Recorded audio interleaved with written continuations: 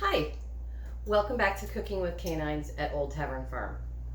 It's the middle of July, edging towards the end of July, and I've just been outside doing some picking, and we had some massive zucchini. Anybody who's ever grown any zucchini knows that if you miss them for one day, they can just explode. So before I go any further, I just want to address the elephant in the room. Yes, my hair is wet. Yes, it is a lot shorter than it used to be. And I just got so fed up with it, I sat down with a pair of scissors and asked my husband to just cut it. I do kind of crazy things sometimes, but it's just too hot to deal with hair. So I'll get it fixed later when we get through with harvest season and things calm down a little bit. All right, so anyway, I also did want to say thank you so much for all the subscribers and all the interest and all the love that I'm getting with this channel. It's just really fun for me. It'll never go anywhere, but it's just like, I just love cooking and baking and bringing that to you guys and hoping that maybe you can benefit from some of these great recipes. Speaking of which, this recipe is one that I have used for years at work. So I've tested it. I've doubled it, tripled it, quadrupled it. It's totally tolerant. It works great. It never fails. It's zucchini bread. So when we get these gigantic, so it's still got dew on it. It's still got like the old blossom hand and everything, but it's giant. You know, you could probably hurt somebody with this thing. Not that I would. But yeah, so what I like to do with these gigantic beasts is I like to bake with them. And don't have my side towel on me right at the moment. I like to bake with them, and the smaller ones I like to cook with. So without further ado, I'm going to give you this recipe that I have used forever. It's called Mom's Zucchini Bread. It's on All Recipes. It's actually one that I picked up off of an internet site, and it's great. And I'll put the link in the description box. I promise. I know I've been bad about that technical stuff about putting stuff in the description box. I've heard from my sons. Sorry, people. I finish a video and then I'm like, pew, out the door. So, okay, so what I have here, this is a wet-dry muffin method. So you're gonna take your dry ingredients and your wet ingredients, you're gonna mix them separately, and then you're gonna combine them, and then you're gonna bake them right away. So it's a quick bread. All right, so I have 3 cups of flour, 1 teaspoon of salt, 1 teaspoon of baking powder, and 1 teaspoon of baking soda, and 1 tablespoon of cinnamon. That's what's in this bowl. So that's my dry.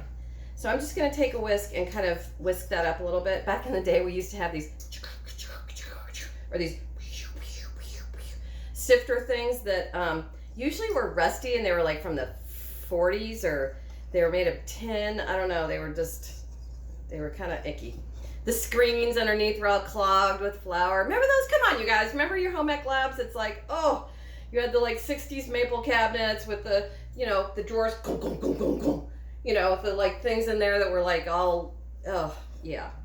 I don't know why our home ec labs across this country are so depressing.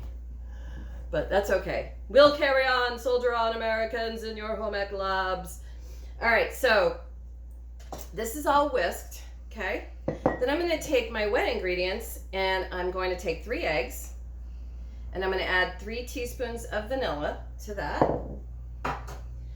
And then I'm going to take 2 1/4 cups of white sugar and add that to that. Now, when we're making fruit breads, vegetable breads, any kind of quick bread like carrot cake, a lot of times they'll ask you to take the sugar and put it into the wet. And so it's nothing will happen, you know, the sky won't fall or anything if you put the sugar in your dry ingredient.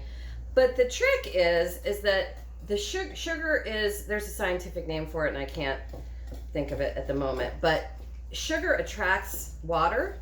So when you put the sugar, the white sugar in there, it will pull out all the moisture and water that is to be found at the molecular level. It's science, people. It's science. It's got to be true. So I'm going to mix my sugar into my eggs and my vanilla and just give it a quick whisk. So it basically looks, woo, Whoa, that was close. It basically looks like kind of a batter in itself. Then I'm gonna take 1 cup of shelf-stable liquid oil. I know, I'm doing it. But I'm running out of olive oil. So use what you have, right? So I'm gonna, in this instance, I'm gonna use vegetable oil, but you can use any kind of liquid oil you want, doesn't matter. You could even use melted butter, which would be cool, actually. All right, so 1 cup of oil. Sorry. Mix, mix, mix. And even if you don't get it completely incorporated, it's not the end of the world. Okay, mix, mix, mix. And what I might do is I might, because these bowls are kind of small. You know, I always like to forget something. It's just part of the whole script, you know. I think, look, right here. I'll take my bigger bowl and I'll add my dry ingredients, because these bowls were getting a little small there. Okay, so there's my dry in there. And here's my wet ingredients. And I'm gonna put 2 cups of shredded zucchini right into that bowl and try to get incorporated. I'm gonna change out my whisk here. That's probably the better part of Valor here. Grab a spoon and then just kind of mix that a little bit together, just so it's incorporated. Now the zucchini is gonna release some moisture, but don't fret. It'll be fine. These bigger zucchinis are full of liquid and full of pulp, and they're really not much good for eating per se. I mean, you could eat them, you could spiralize them or fry them, or you know, any of those things, but they're kind of pithy. The insides of them is kind of like overgrown, so to speak. So okay, so there's my mixture. I did it again. Oh, I spilled it this time. Woo! It's never a party till you spill your batter, right? All right, so dry and liquid. I'm just gonna combine them in the same bowl. Try and get everything out. Okay. Set that over here. All right, my kitchen's kind of a mess today because I've been processing things and it's like there's stuff everywhere. So anyway, you're just gonna mix those 2 things together. Now, when you're doing muffins or quick breads of any kind, the better part of the game is to not overmix it. Sometimes if you've ever had a muffin from a muffin shop or a bakery that had like big holes in it, or it was kind of rubbery or tough, it's because it was overmixed. So just try to get the flour incorporated with the liquid, or your dry ingredients incorporated with your wet ingredients. And that's all you need to do. It's, if you get a little piece of dry in there, who cares? In fact, I serve it like that. It's like, you know, it's just a little clump of flour. It's not that, you know, it's not some kind of like dire spy poison or something like that. It's fine.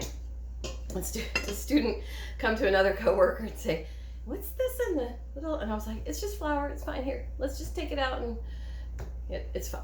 So, all right, so I'm gonna take these guys. I love these guys and I use them all the time. They're like 4x8 aluminum loaf pans. I don't do anything fancy when I'm putting up baking and holiday baking and stuff like that. I take these guys and I bake in them and I wash them and I reuse them constantly. So you can just get them at the, who makes these? HFA 3160. Not exactly Flower Meadow by Pioneer Woman or one of those pretty ones. I love Pioneer Woman, but I need lots of these guys when I'm baking. So I save the Pioneer Woman for special occasions and for holiday meals and when company's coming, but these guys are like 4x8 loaf pans. They're kind of on the small side compared to most, but this recipe will fit equal parts into two of these guys. And I've pre-sprayed them. And I'm just gonna take my bowl and I'm just gonna scrape in. So you can kind of see the batter's got kind of a sort of loose peanut buttery kind of texture to it.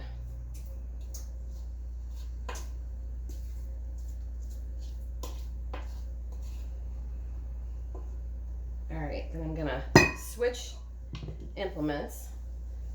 And as often is the case around here, I have like one spatula, one serrated knife, it's like one pie pan. I mean, I'm a professional cook. Sometimes. You would think I would have like, I love this thing where people say, oh, it's a gourmet chef, it's a gourmet chef's kitchen. In most cases, full disclosure, really, like behind the scenes, in most cases, chefs, real like employed to cook type people are probably usually employing their bathtub to wash things or drain pasta or do something. We don't have fancy kitchens. Well, some of us might, but a lot of us don't. This is a cook's kitchen right here. I would love to have a fancy kitchen, but I have horses, so there you go. All right, so I'm gonna take my spatula, my one spatula, and I'm gonna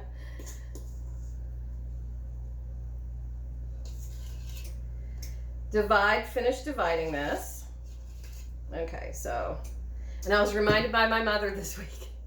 I've been guilty of banging when my mother went to home ec school when she was in the 50s, I think it was, they did not take lightly banging your spoon on your bowl. So, hi Mom, love you. All right, so there you go.